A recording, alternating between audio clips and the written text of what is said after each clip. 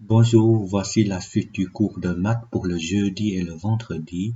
Nous allons continuer dans les boîtes à moustaches et j'aimerais bien pour ce vendredi, vous pourrez terminer la page 19, 20, 21 et 22. Donc, ce sont encore des exercices sur les boîtes à moustaches, sachant que nous avons déjà terminé la partie théorie sur la boîte à moustaches en classe. Mais on n'a pas vraiment fait des exercices. Du coup, ce que moi je vais faire maintenant, c'est de faire un petit rappel sur ce qu'on avait déjà fait. Et ensuite, je vais faire l'exercice de la page 19 et de la page 21. Sur base de ça, vous pourrez essayer de faire les exercices de la page 20, qui est très similaire à la page 19, et l'exercice de la page 22, qui est très similaire à la page 21. Et le vendredi, je vous enverrai donc la vidéo dans laquelle je corrigerai la page 20 et la page 22. La semaine prochaine, on se verra donc que le vendredi. Du coup, il faut rattraper donc les heures perdues le mercredi et le jeudi. La semaine prochaine, donc la tout début de la semaine prochaine, je vais aussi vous envoyer donc un mail pour vous expliquer ce qu'on va faire. En fait, on va continuer à avancer dans les cours. Voilà. Alors, je vais commencer. Donc, d'abord, un petit résumé sur les boîtes à moustaches. C'est que, il faut savoir qu'une boîte à moustaches, elle est caractérisée par 5 éléments. La valeur minimale, la valeur maximale, Q1, Q2 et Q3. Les Q, c'est quartile 1, quartile 2, quartile 3.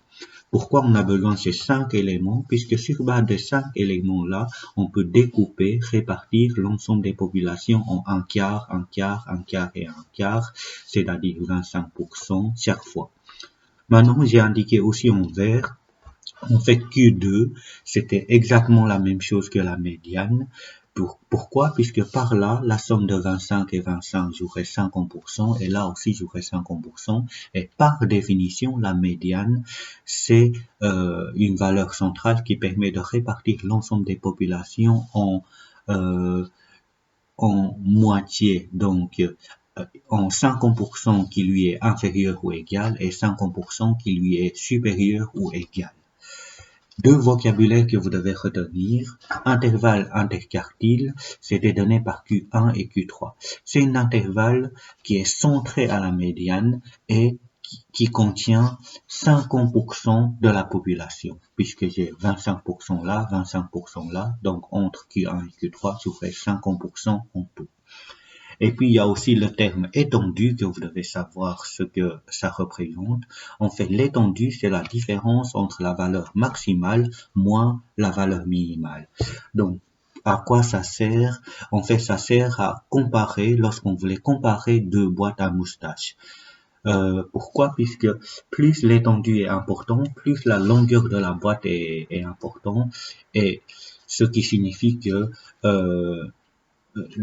les, les résultats varient beaucoup. Alors, si l'étendue est tout petit, ça veut dire que les résultats sont rassemblés, sont concentrés. Alors, dans ce cas-là, les résultats sont plus homogènes. Mais voilà, les étendues, on l'utilise que dans des situations où on a plusieurs boîtes à moustaches pour comparer. Donc, je vais maintenant faire l'exercice de la page 19 et 21 et sur base de ça, je vais vous demander de faire la page 20 et 22 pour ce vendredi. Voilà, la page 19. Ici, on commence par un petit résumé qui reprend ce que j'avais expliqué dans cette affiche et après, le premier exercice, en fait là, c'est un tableau qui reprend la taille des 12 élèves, 12 filles de la classe et les tailles sont en centimètres. Avec ça, qu'est-ce que je vous demande de faire? J'aimerais bien vous demander justement de construire la boîte à moustaches. Déjà, pour construire une boîte à moustaches sur une liste des données, on est censé de commencer par identifier la valeur minimale, la valeur maximale, Q1, Q2 et Q3. Donc, comment on fait pour tout ça? Idéal, c'était très similaire comme ce qu'on a fait pour la médiane. Donc, on va commencer par classer des tailles dans l'ordre croissant. C'est-à-dire, si je regarde, la plus petite, c'était 157. Ensuite, on a 159. Ensuite, on a 160, 160. Et après, il y a 161 qui revient deux fois.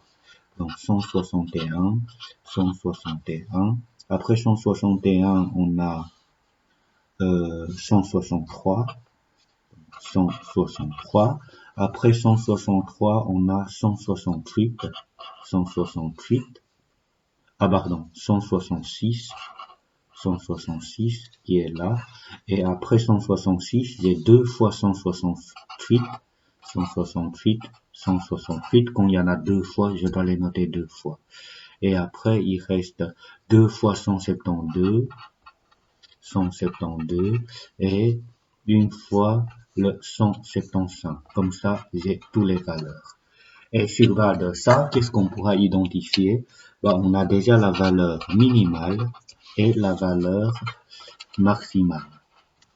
Ensuite, on pourra peut-être commencer par identifier la médiane. Pourquoi? Puisque la médiane, c'était la valeur qui se situe au milieu. Et on constate que voilà, on a 1, 2, 3, 4, 5, 6. 1, 2, 3, 4, 5, 6. Du coup, le milieu est là. Donc ça, c'était le Q2. Pour trouver le Q2, si on voit, on peut donner la valeur directe, mais sinon, on pourra faire la somme des deux divisé par 2. Et si je fais ça, je trouverai 164,5. Et puis, pour le Q1, en fait, on a 50% là, on a 50% là, et moi, je voulais avoir 25 et 25. De nouveau, c'était le milieu qu'il fallait chercher. Donc là, j'aurai Q1. Le milieu de 160 et 161, j'ai 160,5. Et après là, j'ai Q3, qui est le milieu de 168 et 172, ça sera 170. Sur base de ça, j'ai tout ce qu'il faut pour construire la boîte à moustache. Je fais à main levée, mais lors d'une interrogation, j'aimerais bien que vous pouvez faire à la latte. C'est-à-dire, là, la valeur minimale, c'était 157. 157, voilà. Je trace une barre verticale qui représente celui-là. Et 175, je n'ai pas 175, je vais rajouter un 175 ici, voilà, 175. Ensuite, je vais placer Q1, Q2 et Q3. Donc, Q1, c'était 160 et demi, c'était ici. Et la boîte, on peut les faire un peu plus long, un peu plus large. Et Q2, c'était 164,5, c'était ici. Et Q3, c'était 170. Voilà. Du coup, la boîte à moustache, si vous faites à la latte, ça va être beaucoup plus joli que ce que moi je fais. Voilà, ça, c'est la boîte à moustache qu'on est censé obtenir. Maintenant, imaginons que ça, c'est une question de l'interrogation. Je pourrais aussi vous poser des questions là-dessus. Par exemple, vous devez être capable de comprendre ce qu'il a été représenté ici. Qu'est-ce qu'on pourra dire, par exemple? On pourra dire qu'il y en a, voilà, un quart des filles qui ont leur taille comprise entre 157 cm à 160,5 cm. Et entre 160,5 cm à 170 cm, là, il y en a la moitié des filles qui ont leur taille comprise là-dedans, etc. Mais je vais pas plus loin puisque c'était pas demandé. À la page 20, en fait, c'est un exercice que vous devez faire, justement. Vous devez faire exactement la même chose sur base des données ici. Vous devez construire la boîte à moustache pour la ville A et la ville B. Et là, ce sont des températures. OK? Et il y a une question ouverte que vous devez répondre. Ça, c'était donc la question 20. Maintenant, je vais faire la question 21. La question 21, c'est une question vrai ou faux. Alors, ce que vous allez faire, c'était quelque chose qui est très similaire, mais pas des vrais ou faux. Pourtant, par contre, ce sont des questions que vous devez répondre avec des valeurs, avec des phrases ou quoi. Mais le but, c'est de vérifier si vous avez bien compris une boîte à moustache. Donc, vrai ou faux, et vous devez corriger ou justifier si c'est faux. Donc là, on a une boîte qui présente la répartition des résultats des interrogations qui est sur 20 de la classe C. On constate, voilà, les résultats varient entre 12 et 16. Et on a Q1, Q2 et Q3. Voilà. D'abord, donc, tous les élèves de la classe C ont réussi leur interrogation, c'est vrai ou c'est faux. Ici, ce qu'on constate, c'est que le résultat minimal c'était 12, ce qui signifie que c'est vrai, puisque tous les élèves ont au moins 12 sur 20. Donc, ils ont réussi. Ensuite, il y a un élève qui a 16 sur 20. Là, qu'est-ce qu'on voit? On voit que le résultat maximal, c'était 16 sur 20, mais en fait, vous devez savoir que ça c'est faux. Pourquoi c'est faux? Puisque une boîte à moustaches donne une idée au niveau de la répartition, mais ne donne pas le nombre exact des élèves qui ont obtenu cet résultat-là. Par exemple, si j'ai deux élèves qui ont 16 sur 20, la valeur maximale est toujours là et j'ai toujours une barre qui est là. Donc, ça n'indique pas le nombre d'élèves. Donc là, c'est faux, car la boîte à moustache, la boîte à moustache ne donne pas des informations sur le nombre exact. Sur le nombre exact d'élèves qui ont obtenu un résultat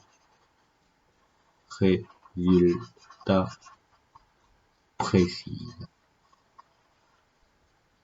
Pourquoi je dis que c'est pour un résultat précis? Puisque pour une résultat précise, on ne sait pas donner avec d'une manière exacte. Maintenant, si c'était pour un intervalle, là c'est exact, puisque je peux dire il y aura donc un quart des élèves qui ont leur résultat compris entre 15 et 16. Là, c'est exact. Mais si c'était juste pour le 16, on ne sait pas de dire avec certitude. Pour le C et le D, en fait, là, si on joue sur les mots, tous les deux sont faux, mais je vais vous expliquer le pourquoi. 50% des élèves ont un résultat au-delà de 14 sur 20. Donc là, 14 sur 20 est ici, donc j'ai 25%. J'ai 25%. En fait, c'est vrai. Et si vous notez que c'est vrai, je ne vais pas vous enlever des points, mais si vous notez que c'est faux, il y a moyen de justifier aussi. Au-delà, en fait, c'était pas très clair. Pour que ça devienne vrai, en fait, on peut remplacer par au-delà par des résultats qui lui est supérieur ou égal. Dans ce cas-là, c'est plus juste. Pourquoi? Puisque là, au-delà, je ne sais pas si 14 sur 20 est comprise ou pas comprise. Alors, si c'était supérieur ou égal, là, je suis sûr que je tiens en compte les 14 sur 20. Donc, il y en a 50% des élèves ont leur résultat supérieur ou égal à 15 sur 20. Non, 14 sur 20. Et pareil pour celui-là. Donc, 50% des élèves ont leur résultat en dessous de 15 sur 20. Là, en dessous de 15 sur 20, il y en a 1, 25, 50 et là 75. Donc, clairement, c'est faux. C'était 75%. Mais pour que ça soit précis, en dessous, en fait, on peut la remplacer par inférieur ou égal. Donc là, ça sera plus juste, puisqu'on a 15 ici, c'est-à-dire 15 est tenu en compte. Donc, c'est plus raisonnable de dire, voilà, 75% des élèves ont leur résultat inférieur ou égal à 15. Voilà. Ça, c'était la page 21. Donc, maintenant, à vous d'essayer aussi la page 22 qui est là. Vous aurez une vidéo qui corrige ces exercices-là le vendredi. Courage.